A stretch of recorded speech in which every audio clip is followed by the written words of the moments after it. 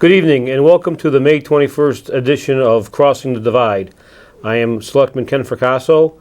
Unfortunately, Selectman Glenn Albanesius could not be with us tonight, so instead we have had the pleasure of having James Roberts, a Board of Education member, join us. Evening, James. Good evening, Ken. How are you? Thanks for being with us tonight. We're about to find out what happens when a Republican and a Democrat sit at the same table.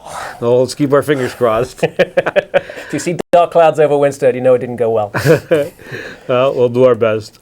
We want to talk tonight about the upcoming budget referendum, which is going to be June 1st at the Pearson School from 8 a.m. to 8 p.m. We had our selectmen's meeting last night. Unfortunately, Vanessa Rosito from Bloom Shapiro could not come. They still had some work to finalize the audit report, but she has been in contact with the town and says that she will have the audit report no later than this Friday, May 24th. And we have scheduled a special meeting for Tuesday, May 28th at, I believe it's 7:30 at the town hall. So we will be able to finally get a look at the audit report, which I think is crucial, very critical, going into this budget referendum, which will be on Saturday, June 1st. So we'll have a few days to digest it. And interesting enough, Vanessa gave us a sneak preview of what that audit was going to look like 10 days ago when folks met with OPM in Hartford. She suggested that her audit would be unqualified and it would not involve any restatements. That's all she said, but that certainly implies that all is fundamentally well with the town. We may have been spending far more money than we actually have. We may be broke. We may be about to go bankrupt. But there are no systemic problems with the town. And the level of information that she's been getting from Henry over the years has been full and accurate. That was her implication. We will wait and see what the audit actually says next week. It's going to be very, very interesting. Right. It's going to be extremely important, and I, for one, am looking forward to this. A lively debate. Right, and see what's really, Yeah. what's up. So tonight, as I said, we'll talk a little bit about the upcoming budget, and it's a large increase. Some folks will say that it's not, it's even, it's flat, but we know better. So I guess the first thing we said, does it feel appropriate? I mean, I got to tell you, it feels entirely inappropriate. We are a town, obviously, that has had its share of troubles in recent years. Our grand list is declining, our businesses are leaving, our residents are hurting. Mm-hmm. And the last thing, frankly, they need is a giant tax increase, and that is exactly what we're getting. We are getting a budget with a 31 mil tax rate.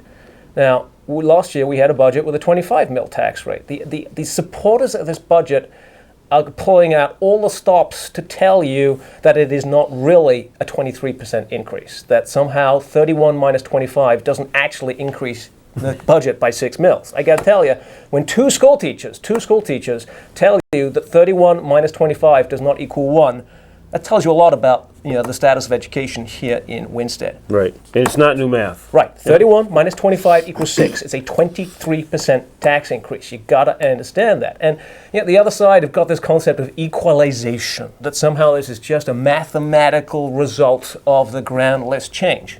No. 31 does not equal 25, plain and simple. 31 does not equal what we paid in taxes last year. Correct. 31 it does equal something, ladies and gentlemen. It equals a choice. It equals a choice that the majority of your Board of Selectmen made not to reduce spending in the face of reduced revenues. They chose to up your taxes in order to maintain spending. They could equally well have chosen to keep taxes at 25.4 mils, which would have been a flat budget, and curtail their spending accordingly. They chose. Equalization is a choice, ladies and gentlemen. It is not some mathematical construct that gets them off the hook. They have chosen to increase your taxes by 23% on top of the brutal increases that water and sewer have already experienced. Right, and I was going to mention that because that doesn't take into account the fact that what was originally said, be a 20 and 35% on water and sewer. Actually, last night at the meeting, there was a report from the Water and Sewer Commission that they hope to increase their revenues from $2.6 million to $3.6 million, which is a 40% increase. Right. Not a 20 or 35%. And this is just symptomatic of the way this whole process has unfolded. We keep getting snowed with bogus information. Right. We were told that water and sewer was going up 20 and 35% respectively. Well, the only way total revenues go up by 40% if individual revenues are going up by 25 and 20 and 35, I beg your pardon, is if you get a lot more users. And we know we have less users. Right. Our And biggest we're probably users going to moved have away. less. Right. Right. Which means we got lied to yet again. The increases weren't 20 and 35%. And we know this for a fact. We've seen the bills. The commercial customers are getting 70 and 80% increases. And I also asked last night, there's no money for capital, and I asked the question if, there was some, repairs, minor or major, minor hopefully, because I don't know how we would weather the storm when either occurs. No. But there's nothing there, folks. So, I mean, this is another case of poor planning. We're just setting ourselves up for more failure, and it's just more of the same. Yeah, and it's not a brand new system that never leaks. Right. We know it leaks. We know there are issues that come up each and every year that need to be addressed, and there's no flexibility within this budget to address that. And the last general issue that strikes me is, this budget doesn't acknowledge the deficit. We have a deficit. We know the town manager took months and months and months of telling you there was no deficit. We know he's taken great pains to try and make the nature of the deficit, its origin, as unclear as possible. But the simple fact of the matter is we have a deficit. Last year it was $1.2 million. This year the numbers range from $2.5 to $4 million of cash deficit. We have a budget that is proposing a 23% tax increase on top of 40% water tax and sewer tax increases that fails to fix the deficit and will actually grow the deficit. In terms of, does it pass the smell test? No, it reeks like an old fish. No, not at all. It does nothing to improve anything. I mean, No. we're barely holding our own. And as I said, if something bad happens, we have some problems, it's only going to multiply this thing to God knows what kind of number. Right. I mean, equalization is not a plan, ladies and gentlemen. Equalization is a choice to increase your taxes by not restructuring your services, to do nothing for the town and grow the deficit. That's the plan. We're going to make the deficit bigger, and we're going to call it equalization because that sounds scientific and mysterious and wonderful and high-tech and modern. It's bullcrap. Right. The other bad news that we got last night was from the new finance director, stating that the revenues that were projected for the current year that we're in were grossly overstated, and they're going to be a large shortfall there.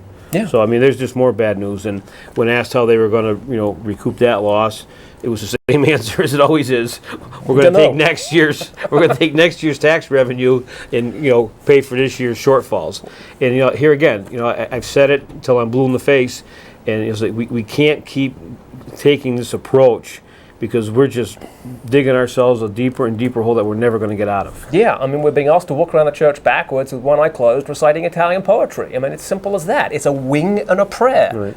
I mean, the man is in a difficult position, but Richard Nillette, chairman of the Water and Sewer Commission, stood up last night and when asked directly, are you going to make your revenues this year? He basically said, I hope so.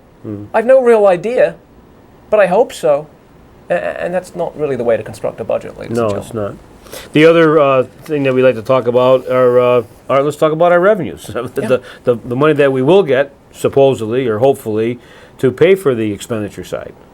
I mean, a budget is supposed to reflect all of the revenues. That's kind of how budgets are supposed to work. But they're not supposed to reflect revenues that don't actually exist, revenues that have been made up, revenues that are bogus, revenues that are a figment of someone's fervent imagination. Last year, again, we passed a budget, and within 6 weeks of passing it, the town manager stood up and said, whoops, we made up the revenues, sorry, we're going to have a deficit. Except he called it a cash flow shortfall in those days. We didn't have a deficit in those days. Well, we're doing exactly the same this year. Right. I mean, talk about some of the specifics. Well, in this case, we have an insurance claim that we're hoping to receive. We have not received a check. I specifically asked that, several meetings ago. And I asked if we had a letter stating that we would be receiving it. And the answer to that was also a no. So, folks, once again, we've got a line item or an item in the revenue side of the budget of $600,000 for an insurance claim that we don't know if we're going to get or not. And the other thing is the water and sewer. We're hoping that, people will use the same amount of water because, as you stated, we have no new customers. Right. We've We're losing lost some, customers. actually. But, there's another hopeful number. And the other is state grants. When the budget was crafted early on in the year, the town manager and the majority put in a large number for state grants. And it's been told to us through different channels that there is not going to be more money. In fact, there's going to be just the opposite. Less and a lot less. And we had this discussion briefly last night, and I stated, in small back and forth with Selectman Perez that, at this point, it doesn't really matter what that number is because it's a negative number. Whether we get $250,000 less or $500,000 less, we are getting less, folks. We are not going to get $300,000 more, as they have stated. Right, and the town manager acknowledged this last night. He kind of threw up his hands and said, what can I do? I have to put together a budget before we know what the numbers from Hartford are going to be. Well, the simple truth of the matter, ladies and gentlemen, is if you have no room for flexibility, if we have no fund balance, no cash left, then you have to be super conservative about the way you estimate your revenues. Right. You can't sort of say, well, I think we're going to get more because it would be really helpful if we did get more. And we've asked very politely for more. You can't proceed on that basis. If you don't know what the number is going to be with a reasonable degree of confidence, you assume it's going to be low. Less, right. And then if it comes out high, you're in clover. You have the flexibility to do things that you wouldn't otherwise have. But his basic philosophy is, I put a number in, I acknowledge the number's wrong, I acknowledge the number's high, I acknowledge we will not get those revenues, but please vote yes anyway. And Because I don't... Go ahead. This is a huge problem because they have these people out there that are saying vote for the budget, it'll be a good thing, and we need to start somewheres. I agree, we need to start somewheres, but we need to start doing something different somewheres, not the same thing over and over and over again, which is exactly what we're doing. It's the status quo, folks. Nothing has changed. There's been no restructuring. There's been no reductions. There's been nothing. There's been no re's whatsoever. Right. And we keep getting told it's small steps, it's baby steps, we're doing the best we can. Well, that works in kindergarten. It doesn't work so well in government. If your house is burning down, if your spouse and children are in the house, you don't get to throw a token pail of water on it and then walk away and say, I did my best. No. You call 911, you call the fire brigade, you get your neighbors together, you get into that house and you get those folks out. That's what you do. And you may lose the house in the process, but you save the lives of your spouse and children. We need to fix our deficit. We need to fix our budget. We'll have bills that need to be paid. We will have to direct scarce tax resources towards paying for the incompetence, the epic incompetence of years past. That's the equivalent of having the house burned down. But we will save our wife and children. We will save our town. We will fix the deficit and find a way to move forward that's financially sustainable. That's what adults do. That's what government does. No token gestures. No, we tried, we did our best, but it didn't work, and vote yes anyway. Just vote yes. It's a more happy talk and feel good, but it's not going to get us financially to where we need to be. Right. And along those lines, are the expenses corrected stately? And that's a huge no because of what we've been talking about since the show started, is the deficit. It's the biggest expense that we have, and it has gone totally ignored. We have not, addressed it for one iota. And it's getting bigger. I mean, again, it started last year at $1.2 million. All of it on the Board of Education side, because the Board of Selectmen majority, Mary Ann and Candy, decided to give $1.3 million of unbudgeted money to the Board of Education. And well, guess what? They didn't have the cash to give them. The school board spent it anyway because they were told to spend it, and that was the genesis of our deficit. That's nothing to do with Henry, nothing to do with water and sewer, nothing to do with Ken and the hypertension and police and all the rest of this nonsense. It's all to do with Marianne and Candy willingly abetted by the town manager giving $1.3 million of unbudgeted money that didn't exist to the school board and telling the school board to go spend it. And in the course of our current budget, our current status quo budget, we've grown that deficit. We've proved quite tangibly that the current services, if unrestructured, will actually cost more than we're raising in taxes to pay for them. And so this proposed budget, which again changes nothing, will grow the deficit some more. Well, we've multiplied it. Right. 3 times probably. It's the the number that they're throwing out now is $3.5 million. So from 1.2, that's been tripled. Right. In a year. And since nothing has changed, we should assume that it's going to grow by the same amount next year under the proposed status quo, change nothing, equalization, hocus pocus budget. Right. And if the revenues don't come in, and if we don't get the water and sewer monies that they think, it'll be even bigger still. Right. So it's not looking good, folks. So if we don't have the revenue, and the expenses are bigger than we're admitting to, what does that mean? It doesn't balance. It doesn't balance. It doesn't do the one thing that budgets are actually supposed to do. It doesn't do the one thing that the statutes say budgets should do. Right. Yeah. The state of Connecticut gives towns enormous leeway as to how to run their affairs. We know it here in Winstead because they're run what can only be described in a quaint and eccentric manner. Fast and loose. Fast and loose. But the state does say you're supposed to balance your budget. You're not supposed to simply say, we're going to collect 10 and we're going to spend 20 and we're just going to, I don't know, buy some lottery tickets or something and try and make up the balance. Hope for the best. Not supposed to work that way. Well, maybe the expenses are well spent. Is that the case? We've been told over and over and over again that they're spent in the only possible way to spend them, that you can't physically change the way we spend our money, that you cannot be any more efficient than we are. No town can possibly be more efficient than we are. No town has ever combined school and town finance. That's nonsense. People are doing it left, right, and center. Right. One town just voted to do it today. It was in the newspaper. I can't remember. I can't actually remember who it was. But Let's talk about that for a minute. We voted on that as a charter change, overwhelmingly. Yeah, you, the people, had that proposal presented to you. You thought about it. You decided it made sense, and you voted for it. And then a majority of your Board of Education and a majority of your Board of Selectmen said, screw you. Right. We got no interest in what you voted for. We got no interest in actually being more efficient because we're the status quo people here. We're the, let's do it the same old way because it's a whole lot easier than having to wrap our minds around changing it. Everyone loves to be the king of their kingdom. Yeah. There's no joint working together here. No. And that's a problem. And there's no thinking outside of the box. I mean, you did a good job with Glenn of going through Canton, which is not to suggest that Canton has the answers to everything, but they clearly have better answers than we do. They are running a similar-sized town, a much wealthier town, by the way, at considerably less expense. Right. Less benefits, less people, less full-time employees, more outsourcing. This is the very same things that you have been talking about for 2 years now. 2 years now. We asked the town manager to look into this to see if there was savings and if we could put some stuff together, do some joint things, and it's never materialized. So we did some background work ourselves with the help of some people, and we've come up with numbers. It's 8-10 miles on the road. Yeah. They figured it out. Yeah. And yet we keep being told no. No one can do any better than we are currently doing. We are the best of the bunch. We are the A-team when it comes to developing efficient systems and structures and services.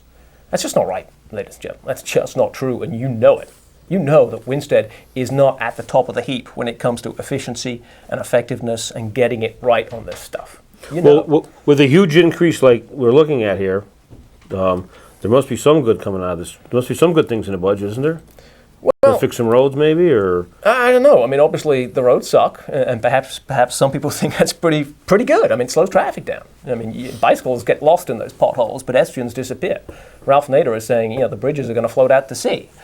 Our schools are candidly failing. I mean, I sit on the Board of Education. Obviously, I see this firsthand.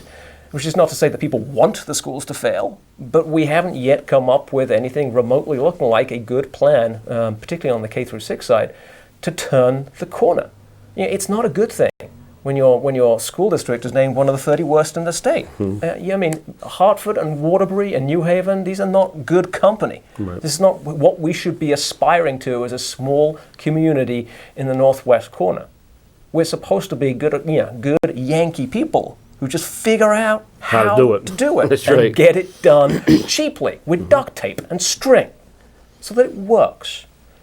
And yet there is nothing that is getting changed in this budget. And there's no downtown investment, which we desperately need. And that's the crying shame, I think. And because that lies at the crux of so many of our problems. Our grand list decline was centered upon the downtown. Right.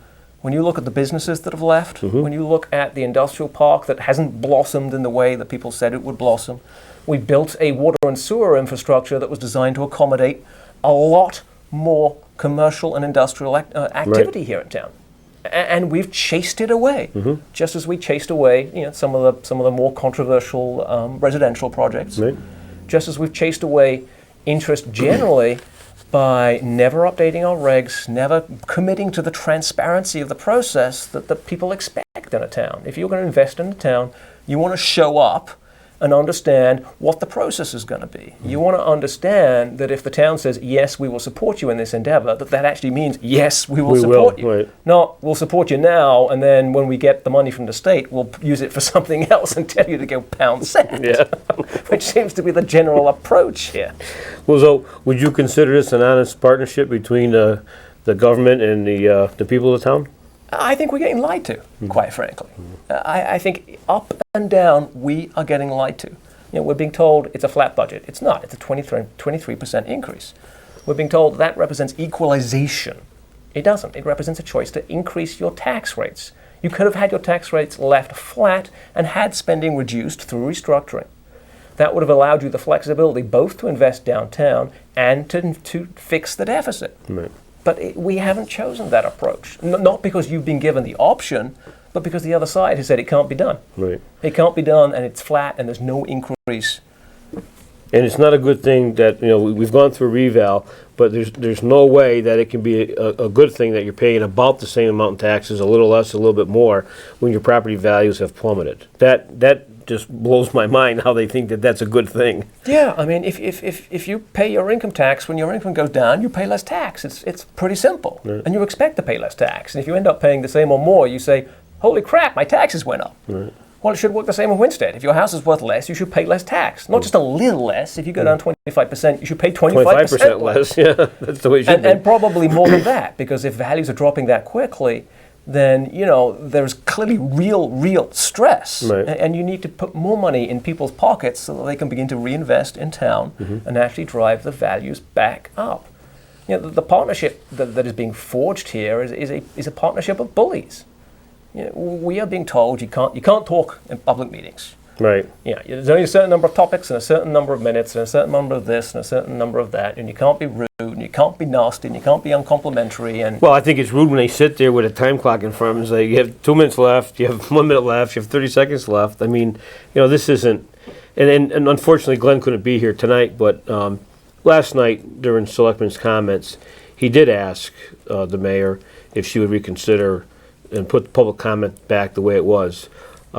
It is a tough situation sometimes. I mean, I went through it. There are people that will come and voice their opinions and voice them strongly, but I think that's part of what you signed up for. I mean, if you can't stand the heat, you got to get out of the kitchen, I guess. Yeah, I mean, that Board of Selectmen meeting was a circus. I mean, I think Glenn was right when he described it as a circus. No business was conducted, which was the reason supposedly for curtailing public comment in the first place. Mm-hmm. We got nothing done. We had the town manager telling us we should give $250,000 that we don't have to someone we've never heard of, purely because they asked for it. They had the temerity to ask for it, so we should give it to them. I mean, this is nonsense. We had the mayor telling members of the public that they were essentially liars. When members of the public said, you, Madam Mayor, told us we could not speak, she said, I never said that. Well, that's a lie. She did. She did say that, yes. She said that the charter didn't provide for public comment at a Board of Selectmen meeting. That's what she said, ladies and gentlemen. And now she's having to fess up to the fact that the charter doesn't actually say that. The charter explicitly does provide for public comment. And when that wasn't enough, she had her henchmen stand up and start accusing members of the public of lives of violent crime. Yeah, that was... I mean, what in the name of God is going on with government if we're going to resort to the petty personal politics of the kindergarten playground?